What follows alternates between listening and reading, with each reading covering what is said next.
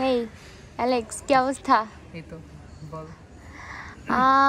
কথা হচ্ছে তুই তো অনেক ইংলিশ বই পড়িস, তো ইংলিশ বইটা কি তোর জন্য মানে খুব ফার্স্টে পড়ার সময় খুব ইজি ছিল, অনেকে ভয় পায়? আর ইংলিশ বইগুলি পড়ে তুই কিভাবে ট্রান্সলেট করলি বা কিভাবে বুঝলি সব তো আর আমরা জানি না। আর যারা ইংলিশ বই পড়তে চায় বা নিজের ইংলিশের দুর্বলতার কারণে পড়তে পারে না, তাদের জন্য কি কি সাজেস্ট করবি বল।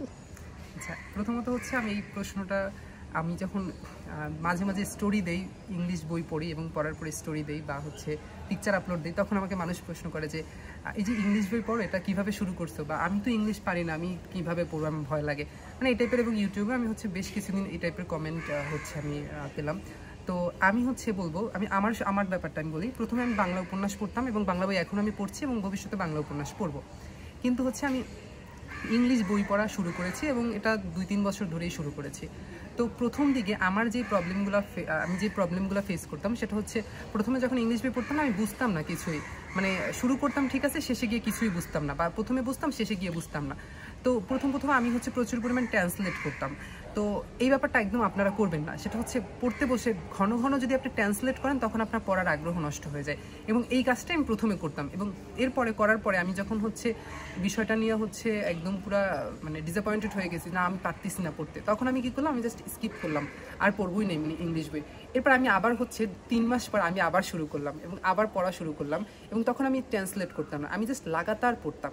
এবং পড়ার পরে আমি হচ্ছে অর্ধেক বুঝতাম এবং অর্ধেক বুঝতাম না। একটা বই আমার শেষ, আমি সেকেন্ড আরেকটা বইতে গেলাম, ওটাই দেখা গেল আমি 100 ভাগের মধ্যে 70 ভাগ বুঝলাম, 30 ভাগ বুঝলাম না। এরপরে যেটাই গেলাম ওটা দেখা গেল 90 ভাগ এখন বুঝি, আর 10% ধরেন আমি বুঝি না।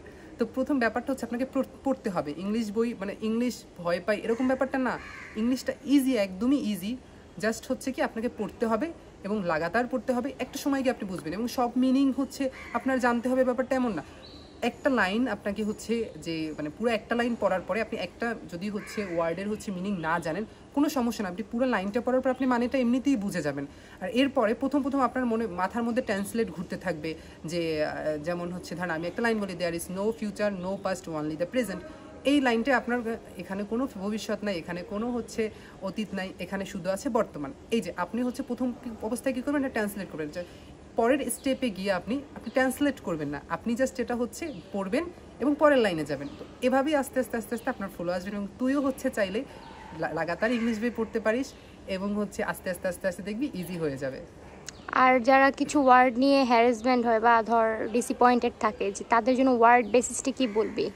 ওয়ার্ডের ব্যাপারটা বলবো কি, আপনি যদি হচ্ছে একটা বই পড়তে আসেন এবং একটা পেজ পড়লেন, আপনি ওখানে 3টা ওয়ার্ডের মিনিং হচ্ছে আপনি জানেন না, তো সেক্ষেত্রে আপনি কি করবেন, ওই 3টা ওয়ার্ডে হচ্ছে আপনি হাইলাইট করে রাখবেন, এবং ওই পেজটা পড়ার শেষে গিয়ে আপনি হচ্ছে ট্রান্সলেট করতে পারেন। আপনি যদি পড়ার মাঝখানে ঘন ঘন ট্রান্সলেট করেন, আপনি একটা পেজ যদি 3বার ট্রান্সলেট করতে চান, মানে 3বার ট্রান্সলেট করেন, এটা হচ্ছে তখন আপনার কিন্তু পড়ার আগ্রহটা নষ্ট করে ফেলবে। তো আপনি হাইলাইট করে রাখেন এবং পড়ার শেষে গিয়ে তারপরে হচ্ছে গিয়ে ট্রান্সলেট করেন। আর তার চেয়ে বড় কথা হচ্ছে হাফ মনোযোগ চলে যাবে আমাদের ফোনে। Thank you so much. 3 minute 31 second video. Thank you so much, তোমার এই ভিডিওটা অনেক কাজে লাগবে। আল্লাহ হাফেজ। Bye bye good people.